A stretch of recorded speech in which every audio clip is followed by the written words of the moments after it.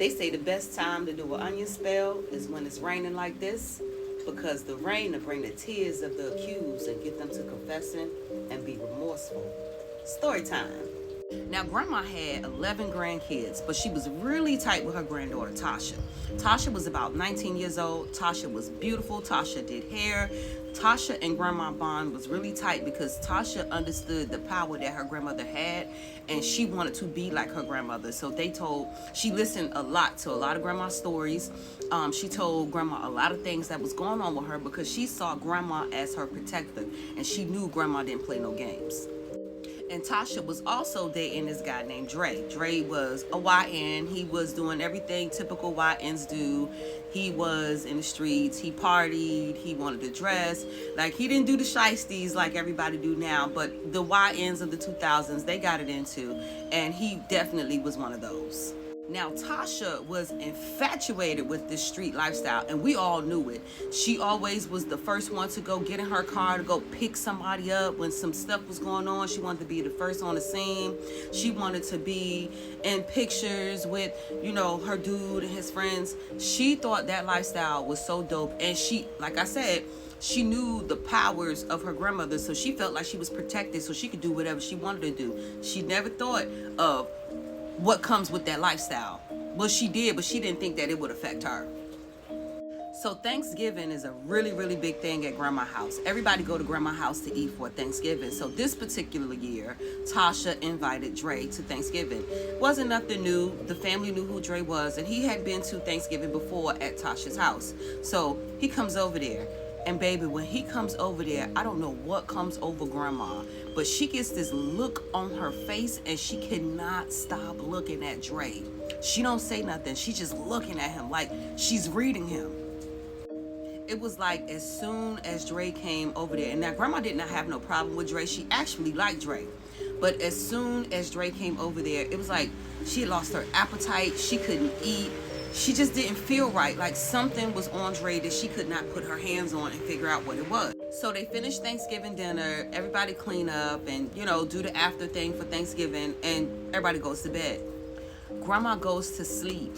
And she keeps dreaming about crosses, crossroads, X's, everything that has, this symbol, cross, an X, an intersection, anything that has that.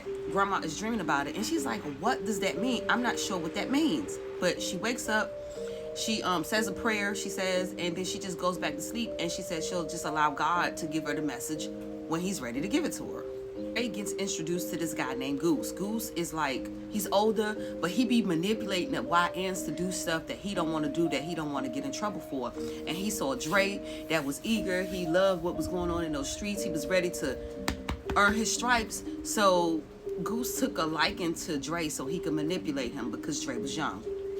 Now, Goose had started telling Dre that he had an issue with this dude that took money from him allegedly, or just didn't give him his money that he was supposed to give him. But somehow the dude owed him some money. It was about $300. And he's telling Dre about the situation like, don't nobody play with me about my money. You shouldn't let nobody play with you about your money. And if this is the lifestyle you choose, you got to get your respect how you get it. That type of talk. It started off with just Goose making comments about the dude, just having conversations about the dude, and Dre listening. But eventually, the dude, like, you know what? F Goose, you're not finna talk to me crazy. I'm gonna give it to you when I give it to you. So eventually, that caused them two to have beef. And Goose tried to recruit Dre in the beef. So the back and forth had been getting so bad, Dre trying to figure out, well, who is this dude? Because Goose is talking about the dude, but remember, we didn't have Facebook and stuff like that. So he heard the street name, but he didn't know who he was because he didn't see who the dude was. Child, by the time he finally saw who the dude was, guess who the dude was? Child, the dude ended up being Tasha's first cousin.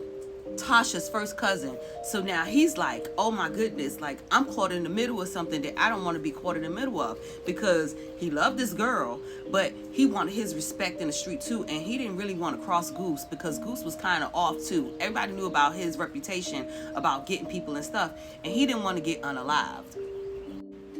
Meanwhile, 3 nights in a row, Grandma is having a dream of this.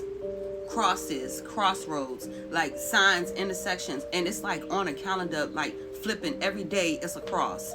Every day, the calendar page flip, it's a cross. And grandma sees this in her dream, and she's just trying to figure out what's going on. Baby, grandma about to find out real soon what that means.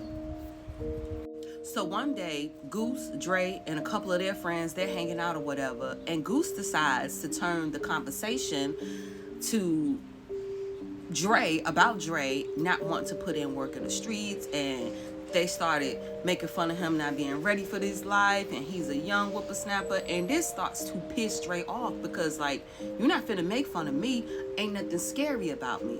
So he's like, you know what, y'all know who y'all talking to. I will put in work, I just ain't ever had the opportunity to. So Goose turned that conversation around. So, well, why you can't put in work with this person, said cousin of his girlfriend Tasha. And he was like, who said I wouldn't? Because at this point, you're not finna punk him and make him look like he's a you know what. He's ready to put in work now. And because Dre had the upper hand, because that was Tasha's cousin, he set something up to unalive the cousin, and eventually that's what happened. Everybody was so devastated, but worse off, the family, grandma's family, started having a quarrel about his death. Because after the situation had happened, Goose started to pull away from Dre because he started bragging about what he did to Tasha's cousin. You know, well, what happened to him? You know, you do dirt, you get dirt. Just bragging all over the city about what happened. And that bragging get back to the family. And when Goose started bragging, it didn't add up to Tasha because Tasha knew that her boyfriend was hanging with Goose around the time that her cousin got killed. So now she's putting stuff together like, this ain't adding up. So she get to asking Dre, like, what happened between my cousin and Goose? Why is Goose out here talking down on my cousin? My cousin is not here no more. I know this is your man. You need to tell me what's going on because this is not adding up. Of course, Dre denied. He was not confessing to anything. And he was like, man, what you talking about? I don't know what's going on. You know what I'm saying? I didn't have nothing to do with that. He just denies it.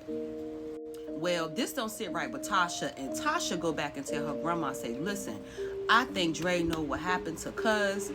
You know, he was hanging with that dude Goose. Goose is around town talking trash. So grandma was like, oh, for real? I bet. That night, grandma got an onion. Grandma cut that onion in half. Grandma puts Dre's full name in that onion. Grandma closed that onion up, tied with a string, and she takes a candle. The candle is about maybe that tall, one of those candles. And she sets it on the onion and she burns that candle for 3 days.